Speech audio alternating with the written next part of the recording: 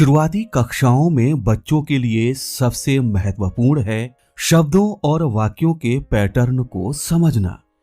बच्चों के लिए ये समझना आवश्यक है कि शब्द कैसे बनते हैं, शब्दों को मिलाकर वाक्य कैसे बनते हैं, वाक्य से अनुच्छेद और अनुच्छेद से रचनाएं कैसे होती हैं। यदि बच्चों में ये समझ विकसित कर दी जाए कि इन सब की संरचना में एक निर्धारित क्रम होता है, तो बार बार के अभ्यास से भाषा का यांत्रिक पहलू स्वतः ही सुधरता चला जाता है। व्याकरण भाषा को अव्यवस्थित होने से बचाता है, इसलिए शुरुआती स्तर पर ही इस पर विशेष ध्यान देते हुए अभ्यास कार्य कराए जाने की आवश्यकता है। हालांकि शुरुआती कक्षाओं में हम बच्चों को भाषा के सैद्धांतिक रूप का प्रयोग नहीं बताते हैं। कक्ष में इसका प्रयोग परिस्थिति जन्य अभ्यास कार्यों के माध्यम से कराया जा सकता है। कक्षा 2 पास करने वाले बच्चों के लिए भाषा संरचना की दृष्टि से भी कुछ लर्निंग आउटकम निर्धारित किए गए हैं। जैसे बच्चे स्वयं के भाषा उपयोग में त्रुटियां निकालकर सुधार कर सकते हैं और मौखिक और लिखित संदर्भ में भाषा का उपयोग कर पाते हैं। शुरुआती कक्षा में बच्चों को व्याकरण सिखाने के लिए हमें सुनने, बोलने और पढ़ने लिखने के दौरान बच्चों से चिंतन और कल्पना वाले बिंदुओं पर विविध प्रकार के अभ्यास कार्य कराने की आवश्यकता होती है। आइए देखते हैं कि इस कक्षा में शिक्षिका छोटे बच्चों के साथ व्याकरण की कौन सी गतिविधि करा रही हैं। बोर्ड्स हैं, इन पर कुछ फ्लैश कार्ड में चित्र लगे हैं। Yes ma'am. आपने ये देखे हैं कहीं? Yes ma'am. ठीक है, आज इन्हीं फ्लैश कार्ड की सहायता से हम अपनी गतिविधि को आगे बढ़ाएंगे। ये आपकी टीम ए है और ये है टीम बी। टीम ए में से एक बच्चा आएगा। यहाँ पर शिक्षिका कक्षा के बच्चों को 2 समूह में बैठकर स्त्रीलिंग पुल्लिंग की जानकारी इस गतिविधि के माध्यम से करवा रही हैं। टीम ए में से बारी है मिसवा की। मिसवा, एक फ्लैश कार्ड इसमें से निकालो। Very good. अब ये जिसका चित्र है उसके विपरीत लिंग का फ्लैश कार्ड टीम बी में से अयान, आप निकालो। Very good. किसका चित्र है ये? मोर। और ये कौन है? मोरनी। मिसवा, बोर्ड पर लिखो।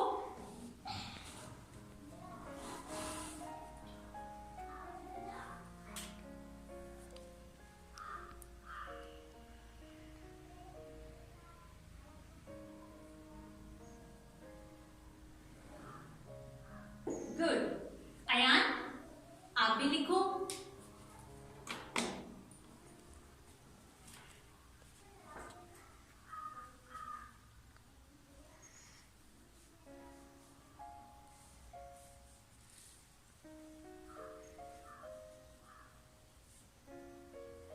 Very good.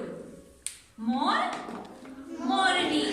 मोर, मोरनी। सभी बच्चे जोर से बोलेंगे मोर, मोरनी।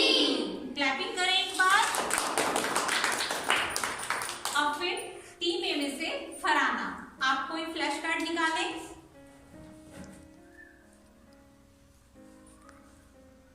गुड। इसके विपरीत लिंग का फ्लैश कार्ड टीम बी में से कौन निकालेगा?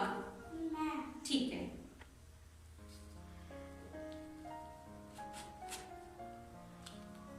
Very good. इन्हें हम क्या कहेंगे?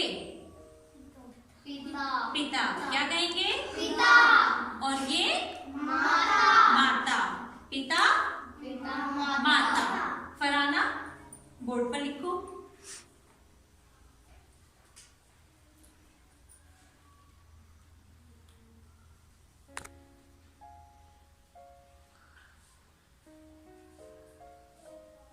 हाँ, वेरी गुड। लिखो सही से। बच्चे अपने दैनिक जीवन में इस प्रकार के शब्दों से परिचित होते ही हैं। यदि हम इस प्रकार की कुछ रुचिकर गतिविधियों के साथ उन्हें व्याकरण की जानकारी देंगे तो वे सीखने में सहजता अनुभव करेंगे। आइए देखते हैं कि इस कक्षा में शिक्षिका बच्चों को छोटे छोटे उप समूहों में बांटकर क्या कार्य करा रही हैं। हमारे पास ये क्या है? Flash card. इन पर क्या लिखा हुआ है? इन पे एक फ्लैश कार्ड पर एक शब्द लिखा है।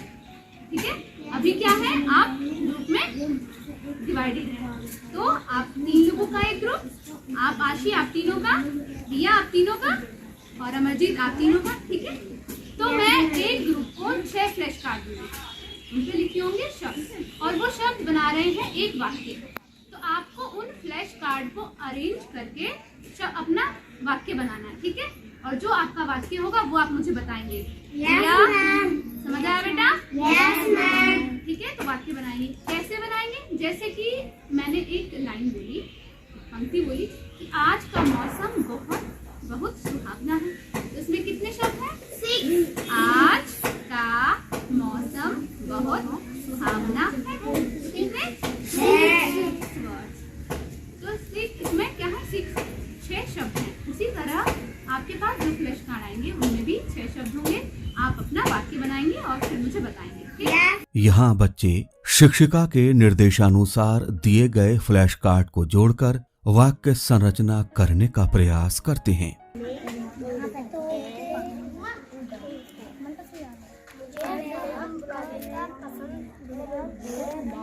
पेड़ पर 2 तोते बैठे हैं।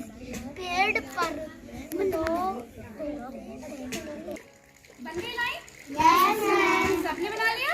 Yes ma'am. तो मैं देखूं? तो सबसे पहले आपकी बारी। समरीन, आपका क्या वाक्य है? थोड़ा जोर से बोलो। अनुजा आप बोलिए। पेड़ पर 2 तोते बैठे हैं। हाँ, बना लिया। चलो क्लैप करो। चलो बेटा आशी, अब आपकी बारी, आप बताओ। गुलाब का रंग लाल होता है। हाँ, वेरी गुड, बहुत अच्छे, क्लैप करो। अब बेटा आपकी बारी रिया। चिड़िया आसमान अब शिक्षिका अलग अलग समूह से उनकी वाक्य संरचना पूछती है और उनका उत्साहवर्धन करती जाती है। शुरुआती कक्षाओं में बच्चे इस प्रकार से वाक्य के पैटर्न पहचानने लगते हैं, तो आगे हम उन्हें इन वाक्यों के जैसे नए वाक्य बनाने का कार्य भी दे सकते हैं। यह कार्य उनके लिए आसान होता है क्योंकि वे अपने आसपास की बोलचाल में भाषाई पैटर्न पहचानते हैं और बातचीत में उसका प्रयोग करते हैं।